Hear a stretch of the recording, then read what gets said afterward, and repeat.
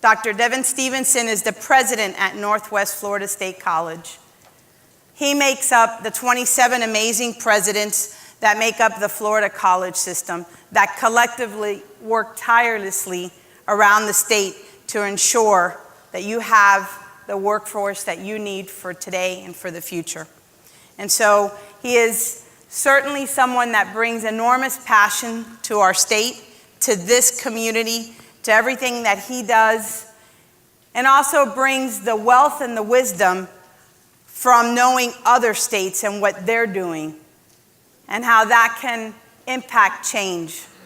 He's done everything in his first year as president to make sure that all of the programs that Northwest Florida State College offers are aligned to the workforce need of this community. His passion for Florida, for business, and for students is really refreshing. I look forward to working with him and seeing the kind of impact that your state college here in the area, along with Pensacola State College, will have in the Northwest Florida community. He's passionate about Florida. He's passionate about students and about his family, his wife and children. Our good friend, Devin Stephenson.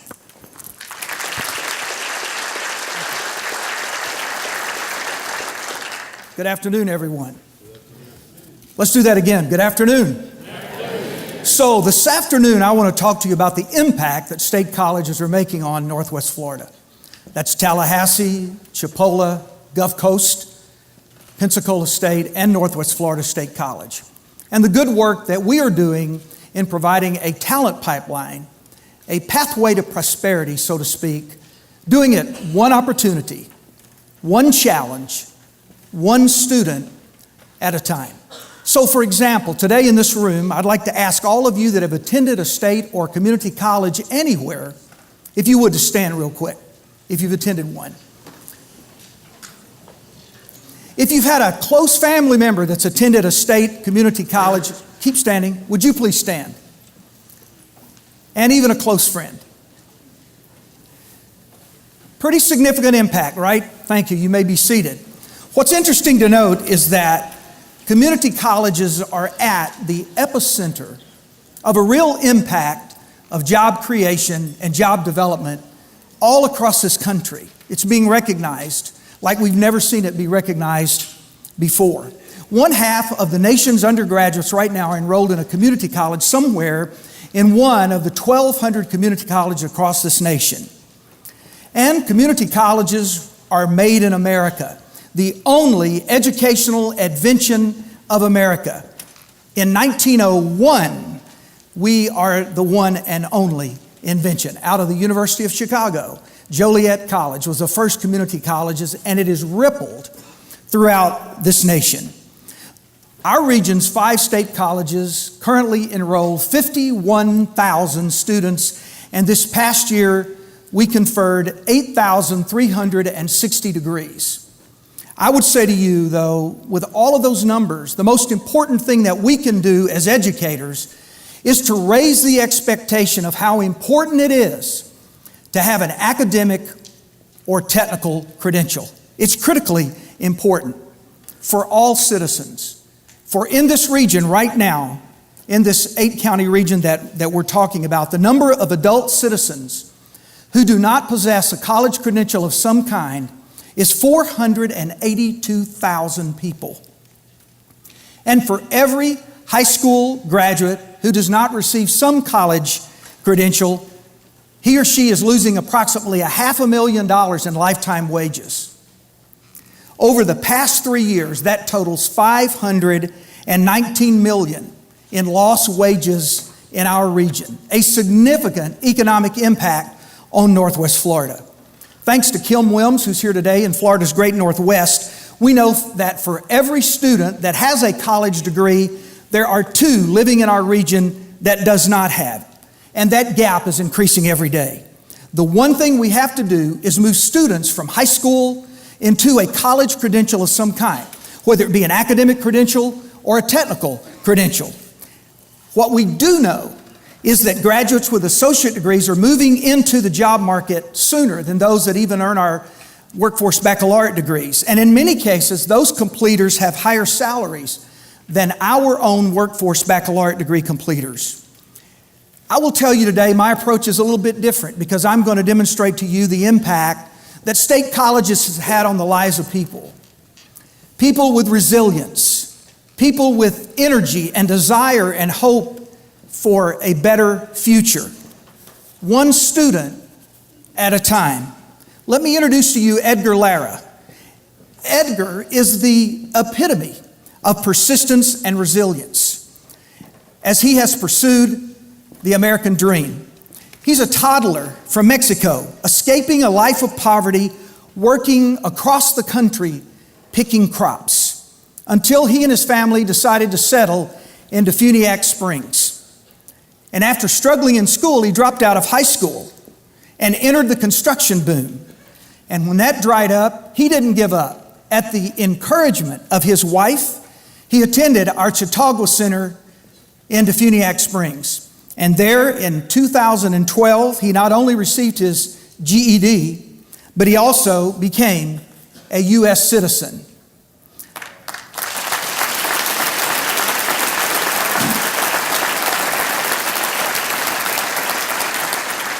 Hungry for more, Edgar went on to complete his Associate in Arts degree, transferred to FAMU, received his Bachelor in Science degree in Architecture, and this fall began work on his Master's degree in Architecture while still running his own business called Framing Cortez. You see, Edgar's on the right track because construction is one of those industries that's going to grow by 13% between now and 2024. Certainly, the odds were stacked against you, Edgar, and you faced numerous turning points in your life, but you didn't give up. And you knew the only way to success was through a quality education. One student, and then one opportunity at a time. Here we have Nicole Mojica.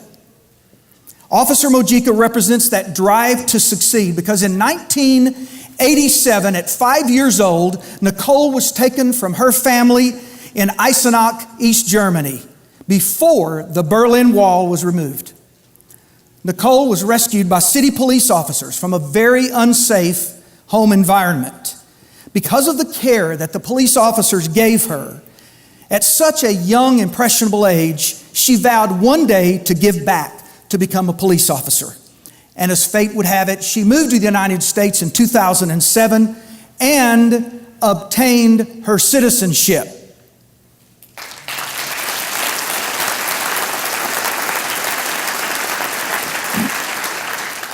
And began our GED program at the Psych Center. Through our ESOL program, she's now on track to complete her Associate in Science in Criminal Justice in May of 2018. Her next steps, after she does her great work with the Crestview Police Department, is to go on to law school so she can pay that kindness forward that she was shown as a child. One student, one opportunity, and now one possibility at a time. And that's the Gary Dietzen story that I want to tell you very quickly. You see, it was Gary's dream to attend law school after graduating from Okaloosa Walton Junior College and the University of West Florida. But the financial constraints were just too great, and he ended up working in the oil fields of Louisiana. And while working there, he noticed that the fluids that were being released were toxic and they were harmful to the environment. And he talked to the company. He actively talked to them about making a difference.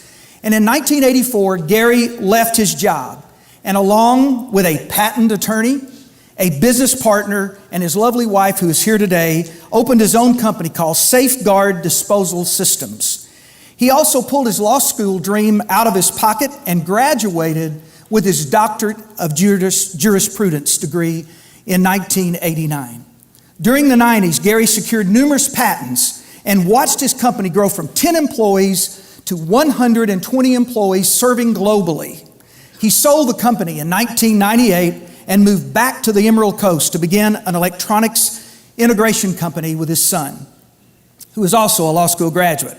His latest venture, which he's now launching, is called Enco Electronic Systems.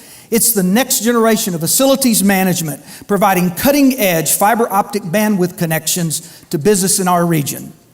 And the Halo protection system patent pending for automated water leakage detection.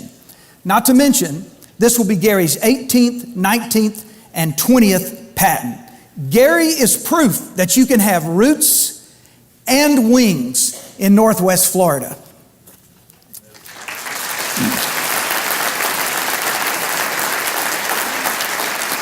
Now let me wrap it up by saying the bottom line is education is one key factor in transforming the economy of Northwest Florida.